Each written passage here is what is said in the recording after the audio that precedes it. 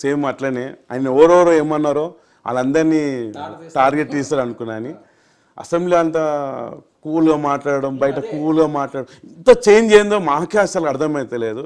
అది ఏంటంటే చంద్రబాబు నాయుడు చేసిన పెద్ద పదవిలు అదొక బాధ్యతతో తీసుకున్నారు. సేమ్ అయితే 163 ఎమ్మెల్యేలను కూడా ఆ విధంగా చేంజ్ చేసుకుంటా, నన్ను అసెంబ్లీలో నేను తప్పు చేసినా కూడా నా తలక మీద తీసేసినట్టు మీరు అసలు స్పీకర్ గారిని అడగడము, అది అసలు మీకు అసలు పవన్ కళ్యాణ్ సారేనా ఈ విధంగా మాట్లాడుతున్నారు? ఆ పోస్టర్ మీద చూడు ఎలా ఉన్నాడు. అదే విధంగా మేము డిప్యూటీ సీఎం అయితే ఇంకా మేము కాలేజీ వేసి ఇంకేమేమో చేద్దాం అనుకున్నామని, ఆయన బదులు ఆంధ్రప్రదేశ్ కాదు సార్, మంచి అని ఆయన ఎలా మారుతుండో ఆ మార్పు మాది కూడా వస్తుంది సార్. మేము కూడా మా వచ్చేసిన కూటమి మేము కూడా ఏదో చేద్దామట, మాకు కూడా అట్లా అనిపిస్తలేదు సార్. అలా ఆయన ఉన్న మార్పు మాకు కూడా మార్పు వచ్చేసింది సార్. అంతకుముందు కన్నా స్పీచ్ల మీద ఆడియో చూస్తుంటుంది ఆవేశం కొన్ని మాటలు, ఎందుకంటే కౌంటర్ అయిపోతే మనం తక్కువ అనుకునే అట్లా ఇస్తుండే. అదే పదవి వచ్చినాక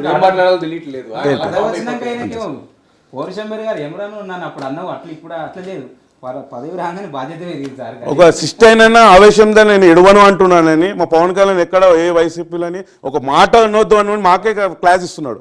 60 ఏళ్ళ ముసలాయన ఏంటంటే మా చంద్రబాబు నాయుడు అయినా ఆగుతలేడు, మరి రెడ్ బుక్ ఉన్నది, అందరు రికార్డు ఉన్నది, నేను చూపెడతా అంటున్నాడు ఆయన అని.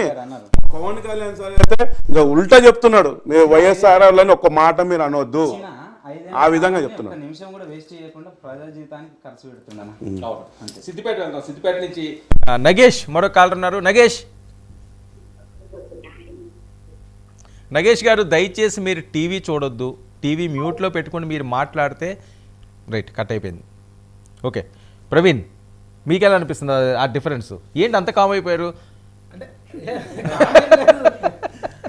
కదా ఆయన కామ్ కావడం రీజన్ ఏంటంటే ఆయనకు ఇప్పుడు ఒకప్పుడు అంటే సార్కి మా ముంగడ ఆపోజిట్ వాళ్ళు సార్ని ఏదేదో మాటలు మాట్లాడుతుంటే దానికి సారు అందరికీ గట్టిగా జవాబు ఎలక్షన్లతో మొన్న గెలిచిన కానించి సక్సెస్ అయిపోయినాక సార్ ఏంటంటే బాధ్యతలు పెరిగినాయి. ఇప్పుడు వాళ్ళ మీద రివెంజ్ కోసం కాదు, ఇప్పుడు ఆంధ్రప్రదేశ్ని ఎట్లా డెవలప్ చేయాలి, ఏం చేద్దాం, ఇంకా డెవలప్ చేయాలని చెప్పి ఆ బిజీలు ఉన్నారు సార్. అంతే, చేంజ్ ఏం లేదు సార్. అంతే, చెప్పు తీసి చాలా చాలా నీచంగా పీకలు పిసుకుతా నా కొడకల్లారా అన్న పవన్ కళ్యాణ్ ఎక్కడ ఈరోజు డిప్యూటీ సీఎం హోదాలో ఉండి ఎవరు కూడా ఎటువంటి కక్షలు కార్పణ్యాలకి పోవద్దు, ఆంధ్రప్రదేశ్ ప్రజలందరూ అంటే ఆ సింక్ అవుతున్నదా ఆ క్యారెక్టర్కి, ఆ ఫోటోకి, ఆ కట్అవుట్కి అసలు అందరూ గెలవగానే ఇప్పుడు బాధ్యతలు పెరిగిపోయినాయి. ఇప్పుడు ఏం చేయాలి, ఇప్పుడు మనం దీన్ని డెవలప్ చేయాలి, ఇన్ని రోజులు దీన్ని మొత్తం ఆగం పట్టించి ఆంధ్రాని మొత్తం సార్ ఇప్పుడు గెలిచినందుకు వాళ్ళు మిగతా వాళ్ళు కానీ భయంతో వస్తున్నారు.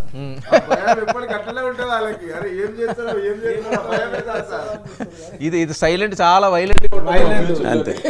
ఏదైనా అనేస్తే ఆ రోజుతో పోతుంది, కానీ ఆడు ఏం చేస్తున్నాడో ఏం ఆలోచిస్తున్నాడో అని అది తలుచుకుండి ఏం జరగకపోతే అమ్మో ఈడేం ప్లాన్ నెక్స్ట్ టైం అవుతుంది అన్నట్టు ఆలోచనలు ఉండిపోయారు. శ్రీనివాసరావు ద్వారపూర్ నుంచి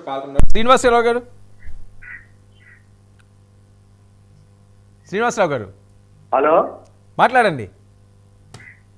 ముందుగా గబ్బర్ సింగ్ టీం కి శుభాకాంక్షలు అండి. హలో, మాట్లాడండి శ్రీనివాస్ గారు, వినిపిస్తుంది, మీరు కంటిన్యూ చేయండి. అలాగే మా డిప్యూటీ సీఎం గారికి శుభాకాంక్షలు అండి. ఏంటి పవన్ కళ్యాణ్ గారిని ఎప్పటి నుంచి మీరు అభిమానిస్తున్నారో, ప్రేమిస్తున్నారో, ఆరాధిస్తున్నారు? ఆయన పర్పస్, ఆయన విధానం చూస్తుంటే మాకు ఈ 100 రోజుల్లోనూ కూడా తేడా కనబడిందండి. ఎప్పటి నుంచి అండి, ఎప్పటి నుంచి మీరు ఆయనకి అభిమాని? ఎప్పటి నుంచి మీరు ఆయనకి అభిమాని? సినిమాల్లోనా, రాజకీయంగానా? హలో శ్రీనివాసరావు గారు, పవన్ కళ్యాణ్ గారు మీకు సినిమాల్లో అభిమాన, హీరో కింద, లేకపోతే రాజకీయాల్లోకి వచ్చిన తర్వాత అభిమాని సార్, రాజకీయ పరంగా కూడా, సినిమా ఫ్యాన్స్ కూడా సార్. ఏమనిపిస్తుందండి